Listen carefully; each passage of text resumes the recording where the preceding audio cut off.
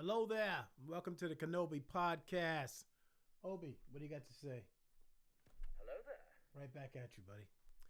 Hey, I'm going to talk about something today that I don't know if it's going to be inspirational, but I hope it's going to be motivational because this is something that we find hard to do. This is something that we need to do. And it's oftentimes the least likely thing we want to do. And today I want to talk about forgiveness. You know, I can talk to you about biblical stuff and I can talk to you about Joseph in the Bible and how his brothers flipped him, threw him in a pit, sold him into slavery, and the story of how he suffered in jail and suffered for years until finally he turned his life around, met up with them and forgave them. I can tell you about Peter and Jesus and how Jesus and Peter were so close and how Jesus said, listen, you guys are all going to flip me tonight. You're all going to leave me hanging. And Peter said, no, if I got to die, I'm going to be by your side. We're boys.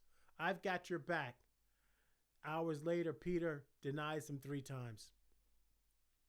But I'm going to tell you a personal story. I'm going to tell you a personal story about me.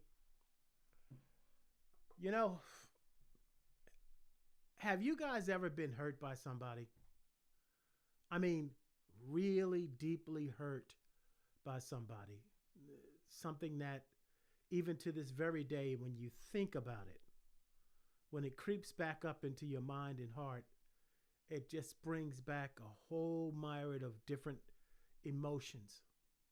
Someone that you trusted, someone that you believed in, someone that you just didn't think they would be the one, somebody that you just loved or trusted in your life, and somehow they did something to you, man, that was cruel and unusual punishment. Somehow they did something to you that it hurt you so deeply. It hurt you, scarred you. Makes it, even to this day, difficult to trust anybody. It makes it difficult today even to not expect someone to do the same thing, not expect someone to hurt you again. And somehow you carried that pain for years. And this person just seemed to have went on with their lives. They seem to have just somehow didn't even remember, didn't even care or acknowledge the pain that they cost you. And you've somehow heard about this person or heard about their lives or what they were doing, or even somebody that hurt you so bad that somehow you had to still interact with them, even on a small scale. But this person was still doing okay. Their lives were going by just fine as it were. You were the mess. You were the one who was still dealing with the betrayal. You were the one who was still dealing with the hurt. You were the one who was still dealing with the pain. And it was if this person either A, they didn't even know that they hurt you, or if they did, they certainly didn't care, or they didn't think it was a big deal, or they trivialized it, and everybody around you kept telling you, you just need to let it go. But it wasn't their pain. It wasn't their hurt. They could all tell you the right things about forgiveness, and they could just tell you all the things that you need to do about yourself, but somehow they just didn't seem to understand. They didn't want to hear it. It was your pain. It was your betrayal. It was your hurt. It was everything that was done to you, and nobody got it. And the person that did it didn't get it. And that made it worse that they didn't get it. It made it worse that they didn't even acknowledge it. It made it worse that they didn't even know. It made it worse that they act like they didn't know it. It made it worse that they didn't even care. And that betrayal and that hurt was compounded. And everybody around you want to move on from it, want to get away from it. Let's just get over it. But somehow you're stuck there because you still have to look at it and deal with it every day that you get up and you look in the mirror and you say to yourself, I'm still hurting over this crap. And it sucks and it's painful. And you trusted them.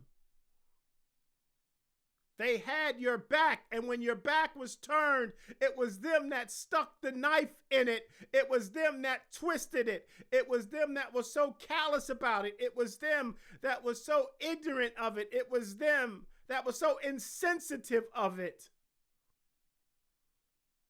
Where do you go from there? I'm talking about me. There was a friend that I knew. This man knocked on my door. This man asked me and my wife to help him overcome an addiction and a problem in his life. And I jumped to his defense, and I jumped to help him, and I jumped to do anything I could to protect this man, to help this man. And I did.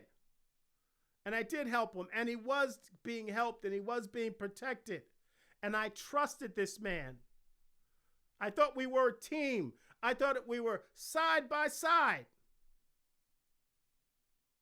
But then all of a sudden, when this man got better, he forgot how he got better. He forgot who helped him get better. He forgot who took his workload and who went out there and helped him and hid him from embarrassing himself, and hid him so that he wouldn't be seen the way he was carrying himself, that protected him and shielded him.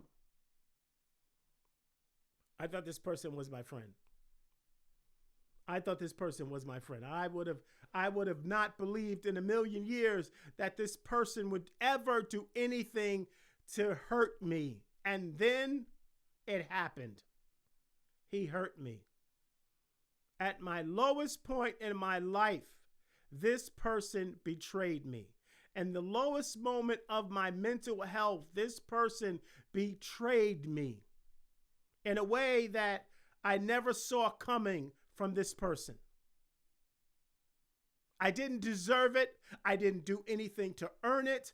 I didn't do anything at all about it. This person just hurt me.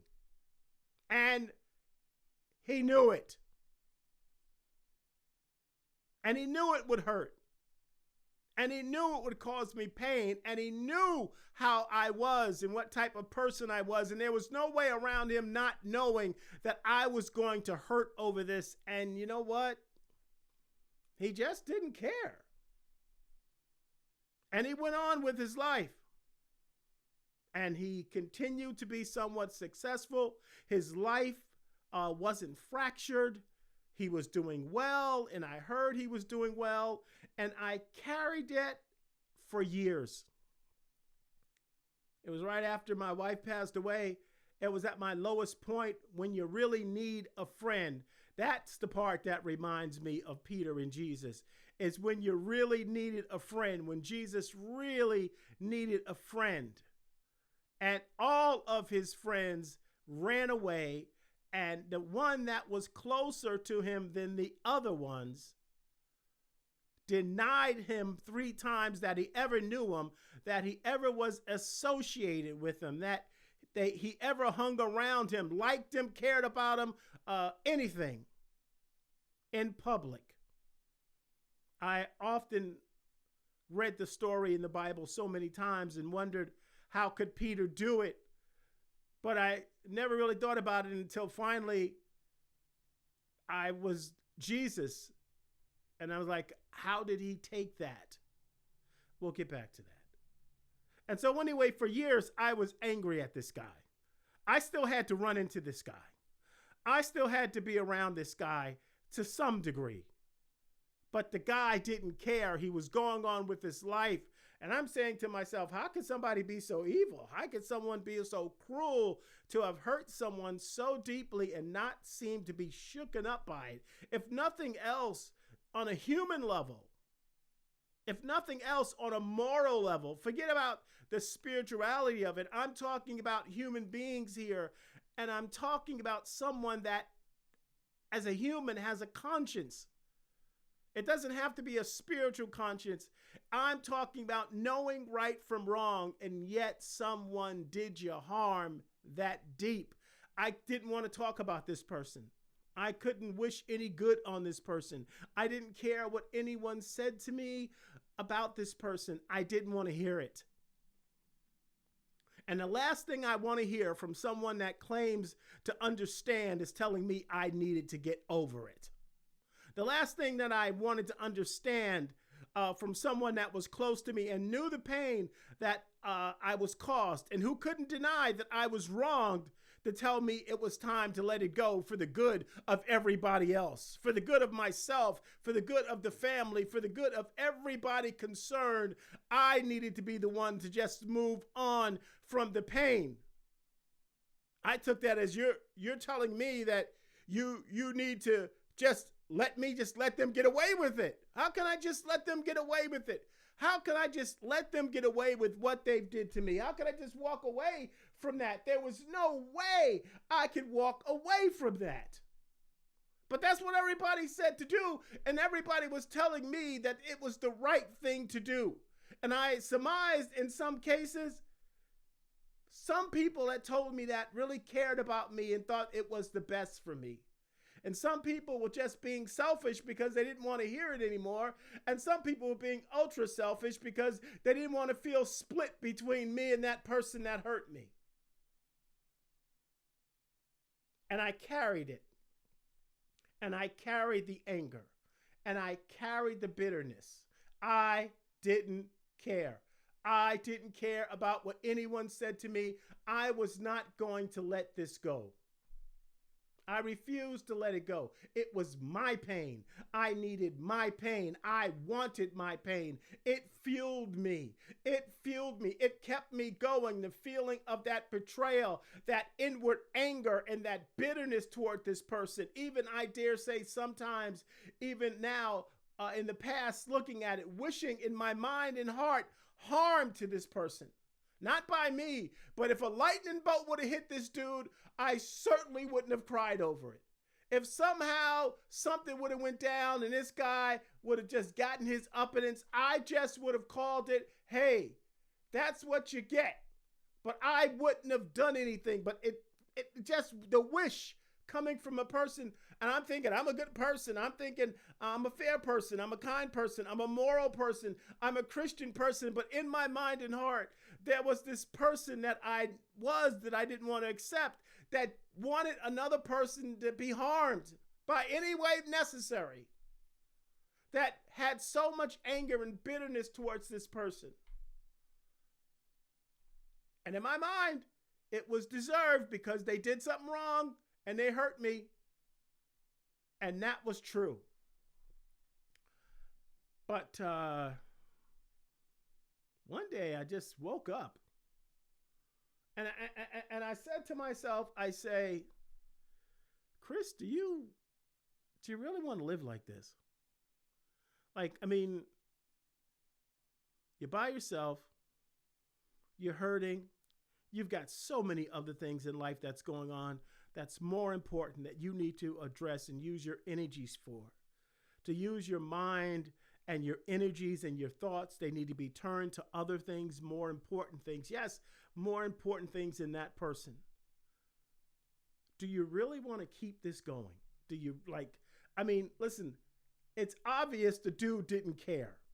He doesn't care about you. And typically the person that we're mad at and the person that hurt us the most, you know, the worst part of it is, and this is a phrase that used to come from my mother and my grandmother, the word studying, as if paying attention to. He wasn't studying me. He wasn't thinking about me. He wasn't losing any sleep over what he did. He wasn't sitting there tearing up about it. He wasn't sitting there wishing that, you know what, he could change to go back in time and not hurt me. This person simply didn't care. They just simply didn't care. So no, he wasn't losing any sleep. I was the person that was being disturbed in my sleep. I was the one that was still stressing over it. I was the one that was still allowing poisons in my mind and my heart because I'm stressed out over feeling that I've never been justified. Justice didn't come my way. I've lost justice. Wanting for justice, begging for justice. I was the one who was stressing out myself, and I was the one that was prohibiting myself from moving on with what was left of my life. And I had to put myself in another spot and say to myself, is this dude really worth this? I mean, how much more of your time and of your life and of your energy are you going to give this person? This person did the worst that he did more than he's ever known. He's changed you up to this. And he's moved on. It's like someone dropped a bomb right in your life and blew your life to smithereens and then just walked away and left you with nothing but shambles and mess and destruction. How much more was I going to give this person? That's what I had to ask myself. How much more was I going to give this person of my life, of my future? As bad as that person did me, how much more was I going to give him? And I know some of you are carrying this, and I know some of you have been wronged, and I know some of you feel justice has not been denied you, and I know that somehow some of you really want that moment of justice. And in some cases, I want it for you too. But I'm going to be the first one to tell you the reality is, chances are you probably will never get justice in this life.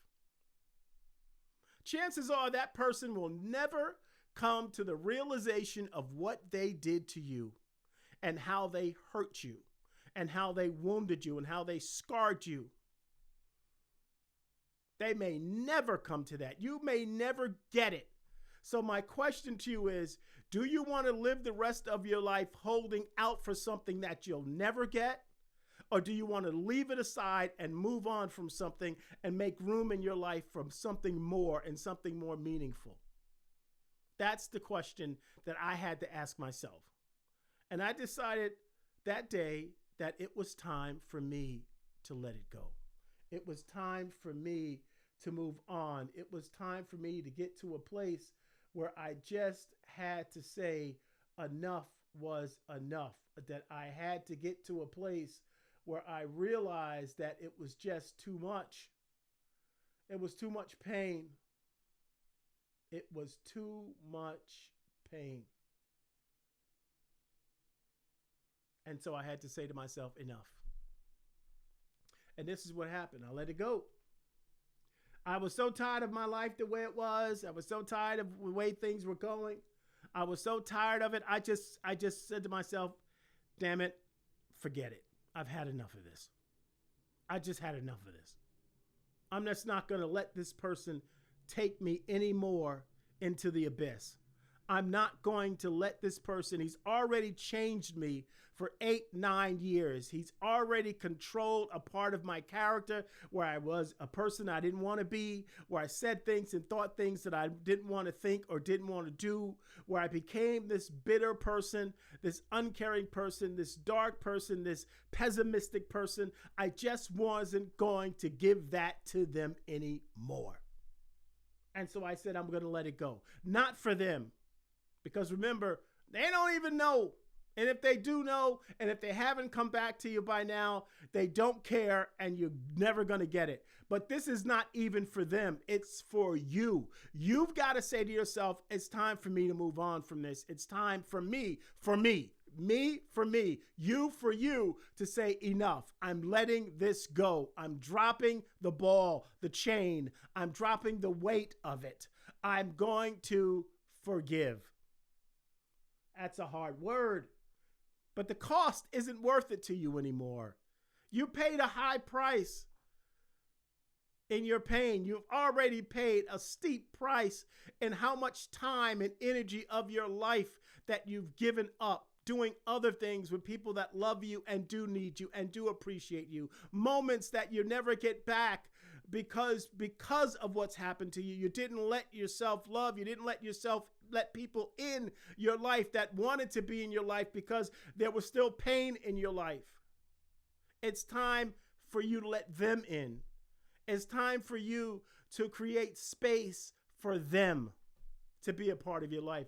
And so it's time for you to let it go. It's time for you to move on and leave this thing in the past. Let this thing go in the past. Remember about the past. It can't be changed, but you can learn from it. Leave it in yesterday. Leave it in yesterday. Leave it in yesterday. Let it go. And so that was the first thing I had to do. And so then I had to figure out how was I going to unleash the floodgate, the dam that was in my mind of all this bent up anger, all of this pent up stress and energy that I have accumulated all of these years. All of it was inside of me. And it's just not saying, oh, I forgive you and move on. I couldn't do it. I needed to find a way to let this energy out. And I had to find a way to do it. So these were the steps that I took. All right. Now listen. It could be a person that you know. Now listen, this is what I did. I never went to this person. You know why I never went to this person and said to this person, I forgive you? You know why? Because to be perfectly honest with you, this person would have looked at me like I was crazy. This person would have looked at me and said, forgive me for what? This person would have said, I didn't do anything to you. This person would have never said anything that would have made me feel better, like, thank you, that means so much, I'm so sorry. All those things that I really think I'm going to hear from this person, I knew I would never hear from this person because they're just not built that way. They're not nice people. It's not a nice person. No empathy, no compassion, no sense of right and wrong. That was it. Total narcissist. I wasn't going to get it. There was no need for me to walk myself into that place of pain again. Because if I tell you, if I would have went there and I would have told him and he would have sat down and listened to it and then looked at me with a smile and said, Chris, what are you talking about? I don't know if I would be here right now. And I'll just leave it at that. So I said to myself, I'm going to write this dude a letter. And I sat down and I wrote a letter, and I didn't just write this, oh, hello, how are you? I just wanted you to know what you did to me. No. I wrote a human letter.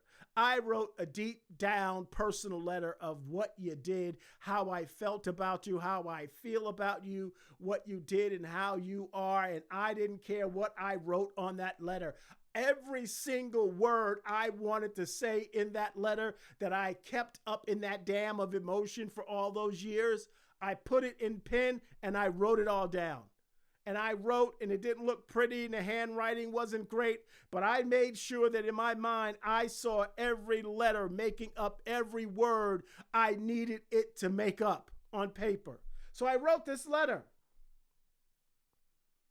And I didn't mail it because, again, it's a narcissist. Narcissists are never going to say they're sorry unless it's something in for them.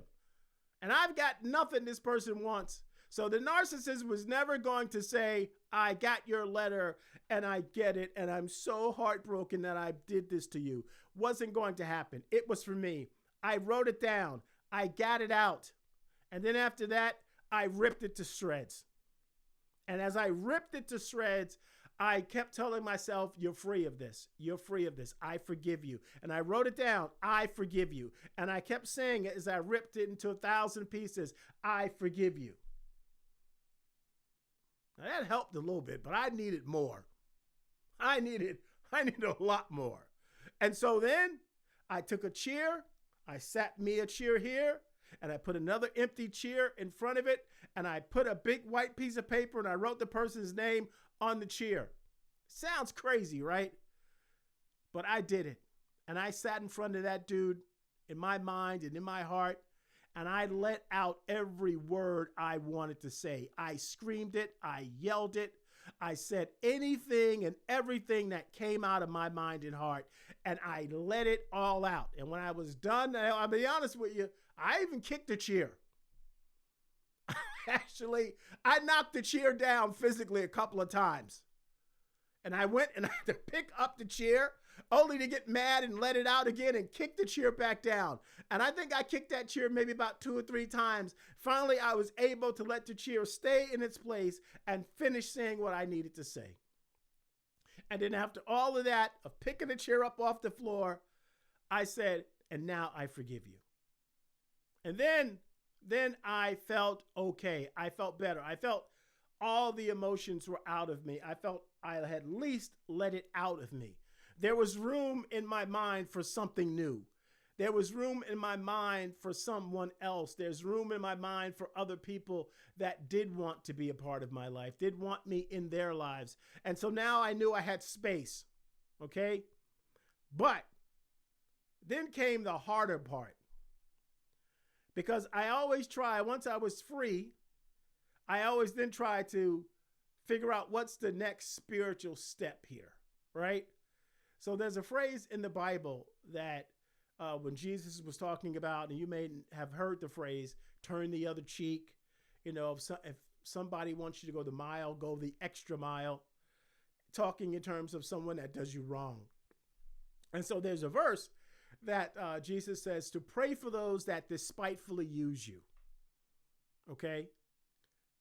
And I couldn't do it. There is no way. There was no way.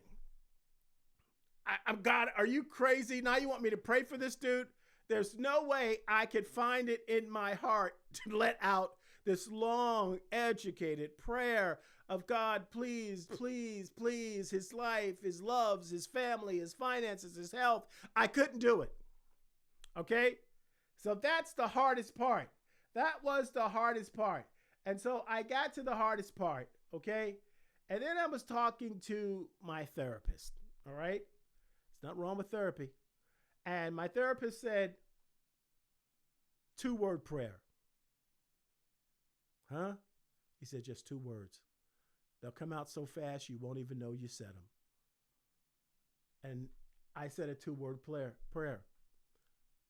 I may have made it 3 words, but in the beginning it was 2 words. It was just 2 words. It was bless, bang, the person's name.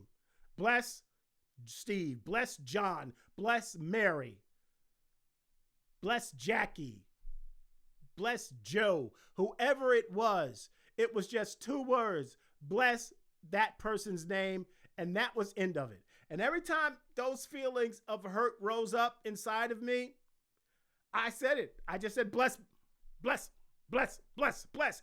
I don't care what it was. And yes, it was the hardest part. And all those emotions, even though I had made space, it was still difficult for me to live with. And so I went to that 2-word prayer a lot of days. I said that 2-word prayer until finally it became 3 words. God bless. That took a while. I'm human. That took a while. There was a lot of pain in here. So it took a while, but finally it became God bless. And I stopped at 3. And you know what? I woke up one day and I said to myself, or I must have noticed, I didn't need to say it. There wasn't a reason for me to say it. There wasn't a reason for me to have to say it. There was no bitterness. There was no anger. There was no hurt. There was no lingering feelings of that somebody got over on me, that somebody got the best of me and I did nothing about it. There was no anything in my mind, in my heart about this person anymore. I was void of this person. I was void of anything that had to do with this person. It was gone. And so I didn't have to say it. And then I really felt free. Then I knew I was cool. I was okay. I was not myself again because I learned, and I know that there's parts of me now that are not nice, and there are thoughts of me that I have at times that are not nice, even though they may have been from human eyes and in my humanness justified, but in my relationship with God, they were not. Okay, because the truth of it is that out of dealing with this all these years, something that I needed the most, I was lacking. Because in my unforgiveness for this person, I wasn't in a good place with God. Now, I may have thought I was in a good place with God, but I wasn't in a good place with God. Because when you hold unforgiveness, you have a breach with God. Because the premise of my relationship with God is me coming to him and saying to him, I'm a sinner. I've sinned against you. I've sinned against God. I've sinned against man. I'm sorry for what I've done. I believe that I've been forgiven because of your death and your sacrifice and the blood that you shed for my sins. Please forgive me. That's the foundation of my relationship with Jesus Christ, is one that was built on forgiveness, of me coming to him and asking for it, and him saying, Chris, I forgive you. And then years later, and after all the things that relationship has suffered, for me to have unforgiveness for someone for so long, no matter how good of a Christian you are, no matter how great your relationship with God is, it affects your relationship. Unforgiveness affects your relationship with everyone around you, everyone in the sphere of your world, of your life, everyone in your nexus. It affects your children, your friends, your family. It affects your coworkers, no matter how you say it doesn't. Then you may say, hey, listen, they don't even know my business. They know you. And because of you carrying it, you treat them a certain way with a certain expectation. So it affects everybody. And the one person we think it didn't affect, it affected the most. My relationship with God, your relationship with God. If my relationship with God is built on premise, and God says himself in his word, if you don't forgive, I won't forgive you. So there is the breach. How can I expect God to forgive me for all the mistakes that I made in those past 8 years when I'm carrying unforgiveness for a person, even though they deserved it? When I look at myself and I say to myself, I sinned against you, God, and there were things I did throughout those 8 years. Yeah, I did it, and I don't deserve your forgiveness. I hurt you because I sinned against you and your word. I acted out of character of someone that claims to be a follower of your way, but I won't forgive. So it had to affect my relationship with God. And I believe that there was sometimes in my ignorance, I really thought that God and I were okay, even when I was so angry at this guy and I was wishing this guy a lightning bolt. I somehow thought that God was okay with that because God knows my heart and God knows I was wronged. God did know I was wronged. God does know, he knows that you were wrong too. But the only way for him to help you with your pain is to let it go. And now, after all the exercises that I did for letting this guy go and walking away with forgiveness, I had one more I had to do. I had to go back to God. Because, sometimes when we're in a state of unforgiveness, we're also angry at God. If you know God. And if you do have a relationship with God, there was a part of me that was blaming God for it because you allowed it to happen. You allowed me to get hurt. You allowed this person to do this to me. You allowed this person to malign my character, to sully my name. You allowed this person to attack my integrity. You allowed this person to betray me. How could you do that? How could you do that to me? And so there was a part of me that was angry at God, and there was a part of me that was really holding some unforgiveness at God because God, in my mind, God did me wrong too. But he didn't. And I wish I would have went to him with this when it first happened without being in my humanness. Not to say I wouldn't have carried all that anger and pain, but I certainly know that he would have walked with me to help me get rid of it. And so I look at this verse and it still stands. If we confess our sins, he is faithful and just and will forgive us our sins and purify us from all unrighteousness. And I want it to be purified. I want it to be free of it. I want it to feel clean from it. I want it to feel like my relationship with God was okay. I wanted to feel like my relationship with man was okay. And so I just said, God, I'm sorry. I'm sorry. I've been carrying this. I know it's not your way. I know you forgave me. I know I've done things against you, but I'm sorry I sinned. Please forgive me.